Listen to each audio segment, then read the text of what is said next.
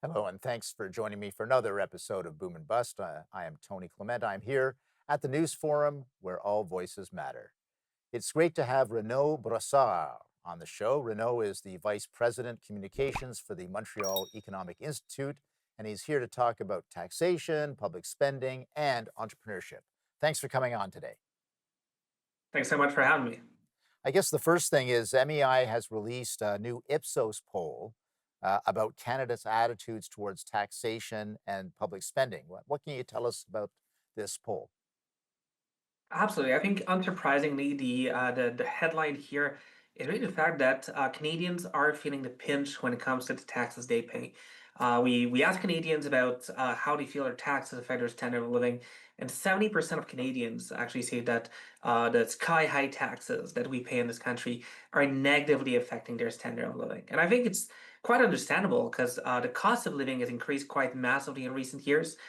People have started to look at what are the big ticket items in their budget. And quite frankly, there is nothing more expensive for Canadian families than all the different taxes they pay to all levels of government. So they were expecting a little bit more from political leaders to try and help, to try and reduce some of that burden. And unfortunately, it seems that politicians have fallen short when it comes to actually helping Canadians Mm. keep up with their the increased cost of living. Now, look, higher taxes are partially a function of higher spending by governments, right? But a lot of Canadians seem averse at voting for lower spending, at least in the past. Do you see any shift of attitudes at all? I think there's a variety of reasons why people vote in elections. Some people are trying to ascribe a party's victory to one specific policy. There's many different things, but when we ask Canadians, and we've been doing that for a number of years, Canadians do feel that they're overtaxed. And one thing that we see that's always been an area of concern is that you don't feel they're getting good value for money, and I think that Right. speaks a lot. When we ask Canadians if they're getting good value for money for the taxes they pay, if they think that money is being well used, well, 50% of Canadians say no. Only 36% believe that their money all actually is being well used. So it seems that there's a lot of government priorities that have driven up that spending over the year, as you rightfully point out, which has meant more pressure on the federal government, more pressure on all levels of government to increase revenues. But Canadians did not necessarily want their money to go to those priorities, or at least if it is going to the priorities that they have, they're just not seeing the results for it. Gotcha. I mean, one of the things that I've noticed in recent research is that Canadians are in favor of higher spending when it comes to defense, for example. There are certain things that Canadians are willing to spend more money on, but uh, I guess, they're concerned that generally in spending that it's not very efficient or it's not going to desirable goals. Is that right? Absolutely. I both think can be true. People can want certain areas to have more spending, but spending overall to go down. And I think especially right now, when we look at what's happened over the last 10 years with our federal government, for instance, we hired over 100,000 more bureaucrats in the span of 10 years. So we've seen a number of areas where there's been a lot of pressure on spending and people have not been seeing the results. And again, it gets to this idea of priorities. When people say their money is not being used effectively, it also means that it's not going to the right priorities. Some people have want a little bit more spending on national defense, might want more spending on different policy areas, such as healthcare, education. But what they're seeing instead is that is going towards more bureaucrats, higher salaries for the bureaucracy, more environmental regulations, and essentially a lot of other functions Mhm. that people were not asking for as much. Gotcha, gotcha. It also relates to, getting the budget to balance. Did you ask any questions about desirability of a balanced budget at all? So we did not in this edition, and it's probably some people will keep in mind for the next one. But one Mm, thing we did ask is whether Canadians see that spending is too high. And again, this year as well, only 5% of Canadians think the federal government doesn't spend enough money. 52% say that it spends too much money. These are again very clear results. Canadians understand that hiring more bureaucrats has not led to better services. All the extra spending of recent years has not led to better services, so they mm. want a little bit more constraint from the feds. Renaud, we're going to take a brief break for our commercial break, and we'll be back with you after these messages.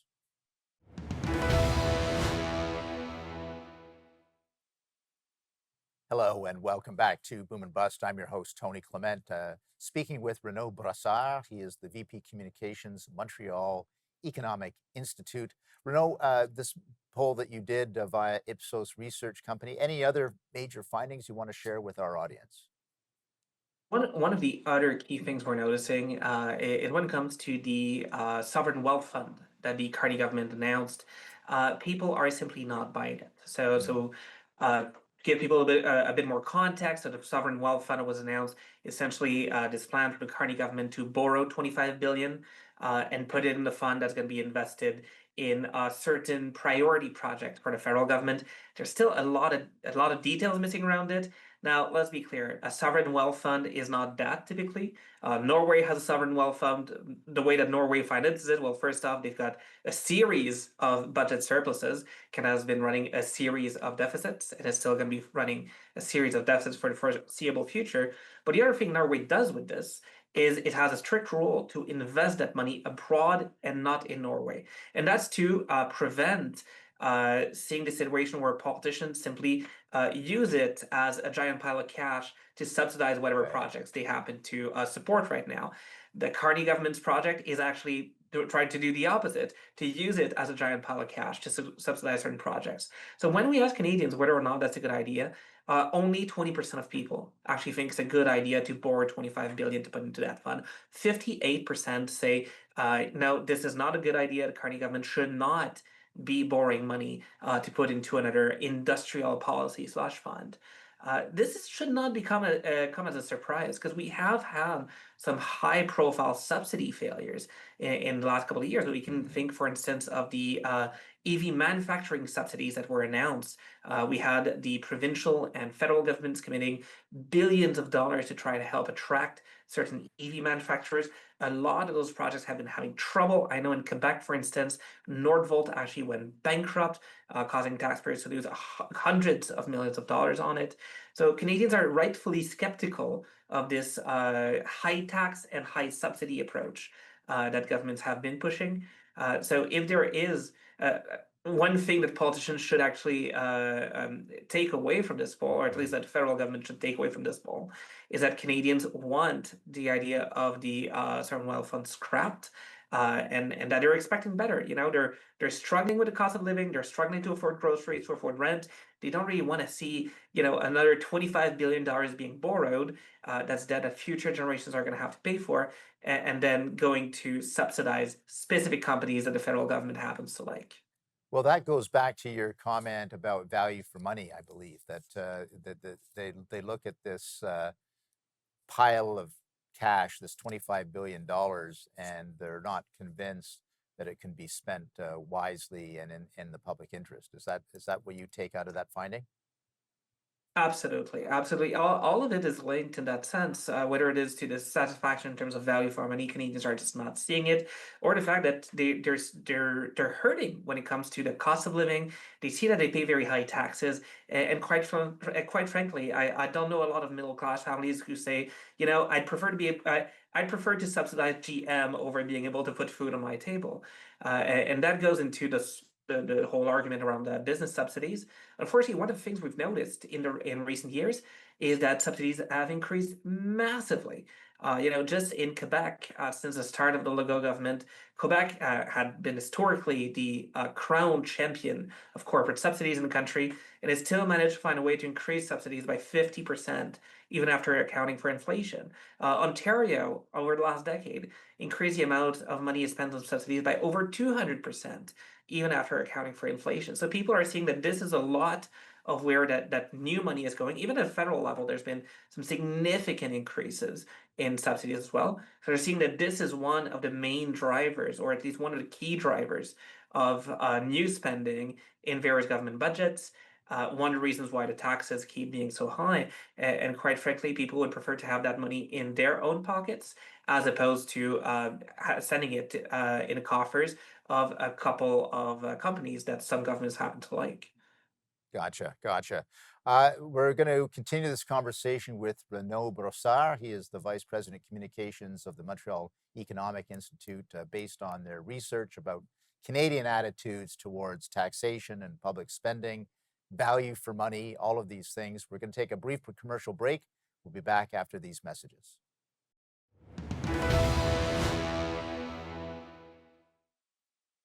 And we're back here at Boom and Bust. My guest is Renaud Brossard. He is the Vice President Communications, Montreal Economic Institute. Renaud, I want to talk a little bit more broadly. Clearly, part of your role at MEI is to advocate and to educate the public. Clearly, having a poll on Canadian attitudes to spending and taxation is important to that. So, tell us a little bit more about how MEI engages with the public, educates the public on why these are important issues. Well, certainly, and one of the ways that we do it is by coming on shows like this one, by talking on radios, by essentially publishing our research in various media outlets. The MEI being a research institution, an educational institution, what we try and do is to put forward what is the result of advanced economic research, what is in the economic literature, and show Canadians how different policy propositions can affect them, what is going to be the effect of those, and especially what is going to be the unintended consequences. I think with this survey here, part of what we're trying to do is also to help educate policymakers as to how Canadians actually feel about some issues that policymakers make decisions on every single day. If we're talking about subsidies, for instance, I think part of what was so beneficial was this poll is actually showing this disconnect between federal, provincial politicians that are putting more and more money into corporate welfare and what actually Canadians are asking for, which is help at a time when they're struggling with a high cost of living, Mm. or ways to make our businesses, or at least our business environment much more attractive. I think there's a lot of these solutions that probably shouldn't come necessarily for more spending or more government programs, but rather a scaling back of some of the things that government do, and that's what a lot of our research is also showing. And what sort of feedback do you get from the public when you're having this engagement on these issues? Generally, we get very, very good feedback. Of course, you're always going to have some people that disagree, but I think, and especially as this poll shows, for when we talk about the impact that high taxes are having on Canadians, the impact it is having their standard of living. Well, when you've got 70% of Canadians that also see that impact, that live it, Mhm. well, I think the MEI is actually an important voice in making sure that those concerns are heard, and that those concerns are not simply brushed off as an impression that Canadians have. We try to bring data to the debate. We try to bring essentially economic research again to that debate. Even when we're talking about subsidies, Canadians feel that subsidies are very costly. They're yielding very little results. Well, we also publish research on that, looking into it. One of the things we find is actually that businesses that have been subsidized tend to be a lot less successful later on. And part of it is because they don't have that iterative process Mm. in their ideas, in their project that happens when you're trying to get private sector investors to come on to a project. It's much harder to levy money from the private sector. You might have to knock on 20, 40, 50, 100 doors before you get all the financing you need. Mm. But every single time you knock on those doors, there's people that are putting their own money, their own reputation at risk, and that are going to make some suggestions, that are going to make some small changes to the project, and that makes a much stronger project. Whereas, unfortunately, when all you have to do is knock on the door of government and get a subsidy, well, Mhm. you can look online, make sure that you tick all the right boxes in those government programs, and it makes that financing much easier. So it has a negative effect on entrepreneurship. It's part of what probably isn't shown in that poll, but I think it's part of what Canadians are feeling as well when they're saying that they're not getting their money's worth. Is they're seeing not just these high profile failures, but they're also seeing a lot of businesses that are struggling, that are trying to levy money, that have really good projects, Mhm. but unfortunately that don't fit all the right cases to get into those government funds.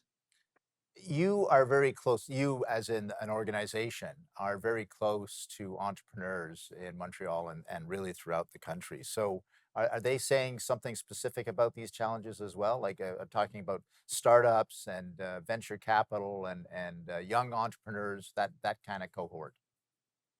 They are, and one of the things that we hear about is the lack of repreneurship, essentially, people that are not starting a new business, but taking on an existing business.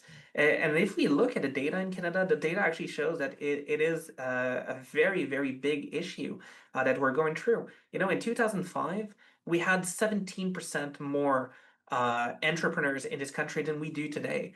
The thing is, in 2005, we also had a whole lot less people. So Yeah. if the number in absolute is going down, while the population is going up, that has an effect. It means that we're a much less entrepreneurial nation than we were 20 years ago, and that has an effect, unfortunately, on our economic growth. Gotcha. We will continue our conversation with Renaud Brossard. He is the Vice President of Communications at the MEI after these important messages.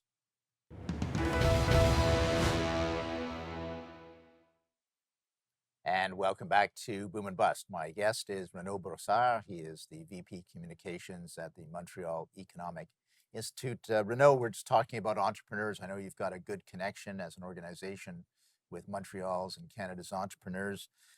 So I just want to ask this question because some of the criticism around Canada and our business culture is that we don't really have a very good entrepreneurial environment here in Canada. Do you think that that's true, or are there impediments to that? I think there are impediments to that. I think, we have everything we need to have a good entrepreneurial culture. We've got people that have a lot of knowledge, that have a lot of good ideas, that are generally inventive, that can do some incredible problem solving. But when it comes to starting a business, we make it extremely hard. We're seeing that actually a lot of entrepreneurs, once their business scales to a certain point, they either sell to the US or they move to the US because it's either easier to find the capital, but also the environment is much more conducive to that growth. And I can give you an example just in terms of taxation. It's the fact that we have a small business tax deduction is something that helps small businesses, but it also means that it prevents businesses from scaling past a certain point. Because at some point, the tax system is hurting them a little bit too much. Mm, In almost every province, there are some exceptions to this, but in almost every province, once a business passes 500 grand in taxable revenue, well, their tax rate jumps up and quite significantly. At the provincial level, there are places where it jumps from 8 or 9 points. At the federal level, it jumps 6 points. That compounds. So when you have a tax rate that would probably be 10% when you're a small business, but it jumps to 22%, 23% once you grow past a certain point, it has an effect on that growth. We also see it in the data. When we look at a number of businesses by taxable income, we see that there is, it's relatively flat line, but around $500,000. There's a big jump in that line because there's a lot of businesses that just were there were to be right under the limit. But then right over the limit, there's a very, very sharp drop in the number of businesses that are doing that. And that shows this just how hard it is to scale up. The other part is also just when it comes to finding and retaining talent. We were talking earlier about federal public finances, the fact that we've got 100,000 new bureaucrats. Well, a lot of those people are people that could be doing valuable jobs in the private sector, mm, helping some mm, of those firms mm. grow. But unfortunately, the entrepreneurs that start these firms are forced to compete with a federal government and some provincial governments and municipal governments that can offer gold-plated conditions. Well, that also has an effect on our growth because it prevents our businesses from acquiring the right talent to be able to scale up and to become the next big thing tomorrow. So there's a lot of government-created impediments.